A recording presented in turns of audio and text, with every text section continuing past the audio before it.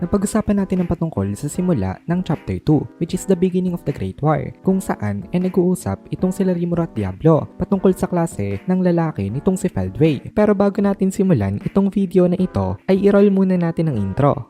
Hello everyone and welcome to my channel, ang inyong source ng Tagalog na Tansura Contents. Sa channel na ito ay pinag-uusapan natin ang mga nangyayari sa may Tansura universe. So without further ado, let's get into the video.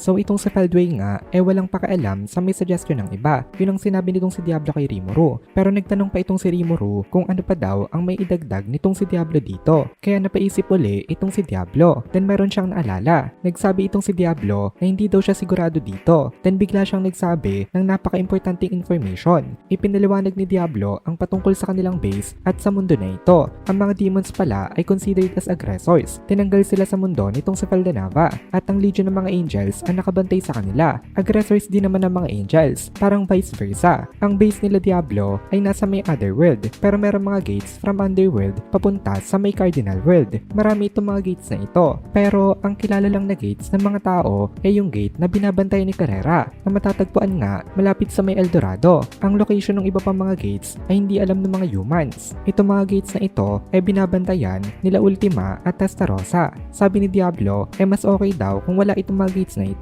Kasi kapag may tumatawid daw na galing sa cardinal world papunta sa other world nako-contaminate lang ang kanilang body. At kapag mga demons naman ang pumupunta sa cardinal world nauubos ang kanilang mga mana. Kasi mga spiritual life form nga sila. Kailangan nila ng katawan kung mag-i-stay sila sa may cardinal world. Ang gusto ni Diablo sirain na lang itong mga gates na ito. Kasi kaguluhan lang naman ang naiikos nito sa may both sides. Pero hindi naman pumayag itong sila Ultima at Testarossa. Matagal na kasi nilang binabantayan yung mga gates na naka-assign sa kanila. Ang dahilan kung bakit madali silang na-recruit nitong si Diablo dahil nasira yung gate nung time na yon. Hindi maayos na nagwa-function. Ngayon wala nang guard yung mga underworld gates kasi hindi ka rin naman makakatawid sa gate kapag isa kang weakling. Kaya hindi na ito nagagamit ng mga lower rank na demons. Kaya paano dito nakarating ang army ng mga angels at army ng mga insectars? Nakapag-conclude itong si Diablo dito na merong bagong gate na nag-open somewhere in the empire. Nag-reply naman dito itong si Rimuru na maybe ay nai-restore daw nitong mga ito ang broken gate na binabantayan dati nitong sila Testarossa. Kaya nag-reply din itong si Diablo na possible din daw yon. Pero hindi daw pasok sa time frame yung pagdating dito nitong sila Feldway. Kasi nga kailan niya lang naman na-recruit itong sila Testarossa. Kailan lang nila iniwan yung gate na binabantayan nila. Pero matagal na itong si Feldway na nasa may cardinal world. Ibig sabihin hindi ito dun dumaan. Then may inibring up pa itong si Diablo na isa pang way para makarating dito. Ito ay kapag galing daw sa may Heavenly Star Palace. Itong palace na ito ay base nitong sila Feldway. Pero hindi ka dito makakadaan kapag wala kang kapit na susi. Ang ipinagtataka ni Diablo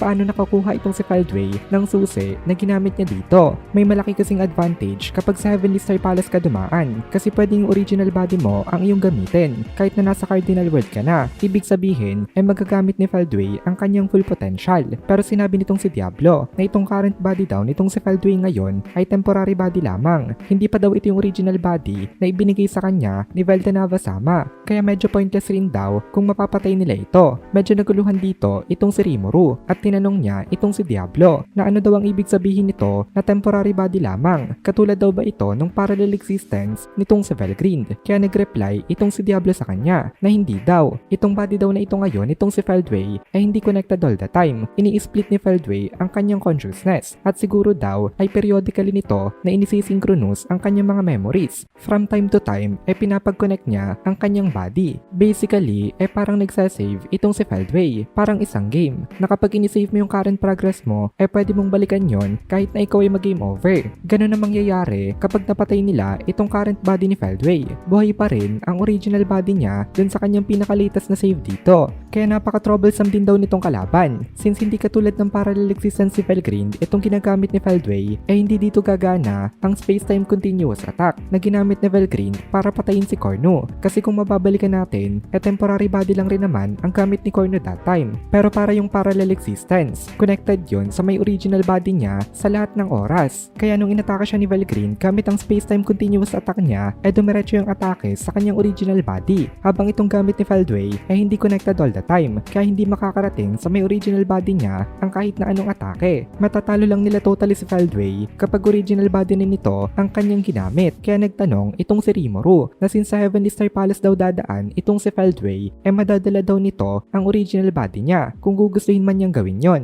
Hindi daw ba mas convenient yun para sa kanila kapag si Feldway mismo ang naglabas ng kanyang original body compared kung hahanapin pa nila ito. Kaya sumagot itong si Diablo na mas convenient nga daw para sa kanila yon. Pero ang problema malakas daw ang original body ni Feldway kasi possible daw na yung original body nitong si Feldway mas malakas pa compared kay G. Crimson. Kaya medyo concerned daw itong si Diablo patungkol nga dito. Kailangan daw nilang maghanda na labanan itong full strength nito. Kaya nag-iisip na siya ng iba't ibang preparations kasi nabanggit nga nitong si Rimuru na kapag bumalik uli itong si Feldway dito itong si Diablo na ang patatapatin niya. At kapag original body nitong si Feldway ang kanyang dinala medyo problematic ito para nga kay Diablo. Kaya kailangan niya talaga na maghanda patungkol dito. At dito na muna natin tatapusin itong video na ito. Kung nagugustuhan mo itong mga videos natin ay please consider joining the membership para mapanood mo na agad ang mga kasunod na part dahil palaging advance ang ating mga members. Also, ay please consider leaving a like at mag-comment ka na din para ma-boost naman tayo ng algorithm.